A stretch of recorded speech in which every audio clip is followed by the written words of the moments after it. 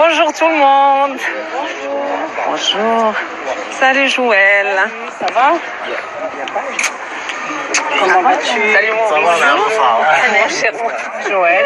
Enchantée également. À quelle belle surprise. Bonjour Hanan. Alors, je suis Eddy Richard Toledano, c'est le vice-président de notre fondation. Très bien. Docteur Maurice Zanon, Joël de la communauté, c'est le bras droit de la communauté juive de Enchantée. Casablanca. Et bien sûr, monsieur David Abehachira, Je vous embrasse. moi aussi, responsable du SOC. Bonjour Assidi. Hanan, ravie. Ça va. Bonjour madame. Hanan. Monique Elgrichi. Enchantée. Hanan. Merci de vous être rejoint à nous. Merci Eddy.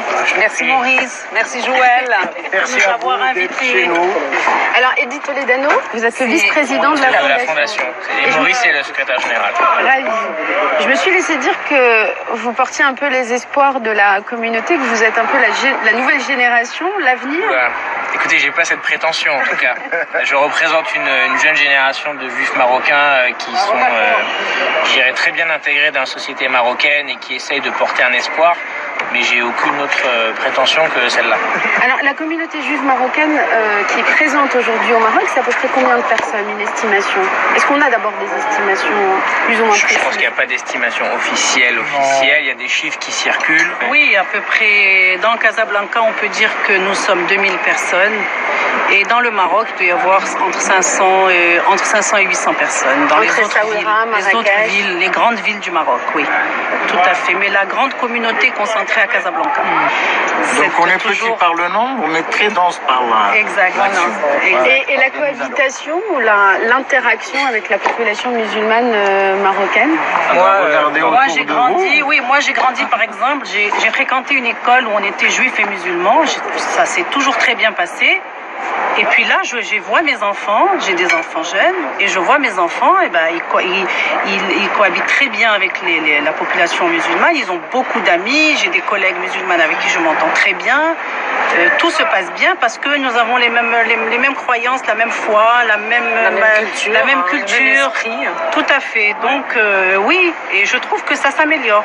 Pour moi, ça s'améliore, oui. Eddy Toledano, vous partagez? Oui, je partage, mais je voudrais nuancer ces propos-là. Moi, j'aime pas la notion du vivre ensemble. Parce que la notion du vivre ensemble, ça veut dire qu'on reconnaît directement nos différences. Et je pense que le Maroc a dépassé ce stade-là de vivre ensemble. C'est un seul peuple marocain, qui soit de confession juive ou qui soit de confession musulmane, et soit berbère, etc. Donc qui soit aujourd'hui, facile, effectivement, chaque religion a ses us et ses coutumes, mais je pense qu'aujourd'hui, en tant que citoyen marocain, la notion de vivre ensemble est quelque peu dépassée. Aujourd'hui, c'est être citoyen marocain. Donc même la notion de cohabitation sous-entend une sorte de différence entre nous, qui, à mon avis, aujourd'hui, qui n'a plus lieu d'être. Alors, il y a une diaspora juive marocaine aussi importante à l'étranger. Hassan II avait coutume de dire que lorsque un juif marocain quitte le Maroc gagnait un ambassadeur.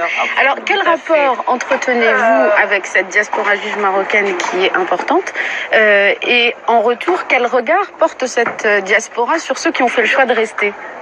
Monique? Vous avez parlé tout à l'heure en disant est-ce qu'il y a un renouveau, etc. Alors moi je pense effectivement qu'aujourd'hui il y a un gros rôle qui est joué par le musée et par certaines actions pour le renouveau, parce que d'abord beaucoup de Marocains ne connaissent pas la composante juive. Et donc ce musée accueille beaucoup de jeunes étudiants, de gens de toute confession. Il accueille beaucoup d'étrangers, pas que des juifs, des étrangers qui sont là en visite, des touristes et qui veulent venir visiter.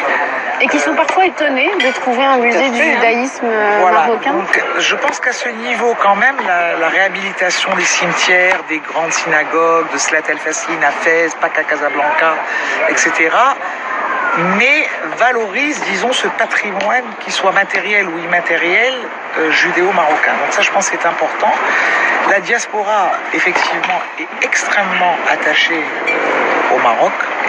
On le voit tous les jours, hein, même des gens, enfin nous, on a tous, j'imagine, autour de cette table, des cousins, des cousines, des oncles et tout, qui sont partis, ou même qui sont même pas nés ici, et qui sont extrêmement attachés au Maroc et qui reviennent régulièrement parce que, voilà, et qui regrettent tous. Alors maintenant, le regard que nous, on porte sur cette diaspora, en tout cas moi, en ce qui me concerne, c'est que je trouve qu'ils vivent beaucoup dans la nostalgie et le regret. Et ça, Donc ça c'est... Alors que nous on vit au quotidien, voilà, on se pose même pas de questions, on a fait des choix, on reste là, on vit. Aussi, ne serait-ce que d'avoir un passeport marocain. Ne serait-ce que de l'avoir, même s'ils ne vont pas l'utiliser. Mais ils veulent avoir des documents marocains. C'est important pour eux, oui. C'est important. Bien, mais il y a aussi les jeunes générations qui ne sont pas nées au Maroc, mais Oui. qui ont appris chez eux le judéo-marocain, le parler entre les grands-parents, les parents, Tout à fait. etc. Il y a toute la musique, il y a à les fait, traditions. Donc, il y a Vous une avez vraie dans chaque transmission. foyer, voilà, il y a la transmission. Et donc, ce sont des jeunes qui sont en quête de leurs racines. Et de plus en plus de jeunes qui ne sont même pas nés au Maroc, qui n'ont jamais connu le Maroc, mais qui viennent spécialement pour les pèlerinages et qui gardent cet attachement une fois venus. Ils reviennent régulièrement. Au Maghreb, entre les juifs marocains et les juifs tunisiens et algériens. Historiquement, une vraie différence, c'est que les juifs marocains n'ont pas eu à choisir pendant l'indépendance. Ils n'ont pas été tiraillés à savoir est-ce qu'ils voulaient l'indépendance ou pas. Les juifs marocains sont restés des Marocains. C'est pas le cas des juifs algériens qui ont eu un certain nombre de problèmes. Donc le juif marocain qui s'est toujours senti marocain, qui est en général ou quasiment de manière constante royaliste, c'est normal que quand il émigre à l'étranger, il ramène avec lui ses traditions comme n'importe quelle diaspora. Donc on n'a pas eu cette coupure et du coup la transmission elle se fait très naturellement. Des gens qui sont nés en France, qui partent d'Alija avec leurs grands-parents, qui connaissent le pays, qui se marient encore dans les coutumes de leurs grands-parents. Alors que malheureusement pour d'autres juifs du Maghreb, ils sont devenus français et ils ont oublié leurs racines. Bien sûr, il y a une rupture que nous n'avons pas connue.